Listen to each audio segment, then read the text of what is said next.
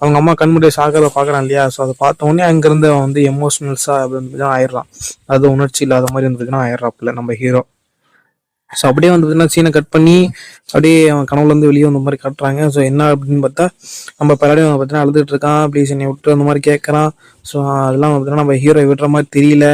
So என்னை தொட்ட அப்படின்னா உனக்கு பெரிய பிரச்சனை ஆகும் அப்படின்னு பார்த்தீங்கன்னா பலாடின்னு சொல்லி நம்ம ஹீரோ அதெல்லாம் கேட்குற மாதிரி தெரியல. அவனை வந்து பார்த்தீங்கன்னா அப்படியே துண்டு துண்டு துண்டுலாம் வந்து பார்த்தீங்கன்னா சதறட்டச்சரம் அப்படியே. ஸோ அதை வந்துட்டு நம்ம ஹரிணிலாம் பார்த்துட்டு தகச்சு போய் நிற்கிறா. ஸோ அப்பா கிளம்ப நம்ம கேப்டன் வந்து பார்த்தீங்கன்னா இப்போதான் வந்து இங்கே நிற்கிறாங்க. ஸோ அந்த 2 பேரும் வந்து பார்த்தீங்கன்னா கூடவே வந்திருக்காங்க. வந்துட்டு ஹரிணி நல்லா இருக்கல அப்படின்னு வந்து பார்த்தீங்கன்னா ஹரிணி வந்து பார்த்தீங்கன்னா டேக்கப் பண்ணிக்கிறாங்க. ஸோ இந்த இடத்துல வந்துட்டு நம்ம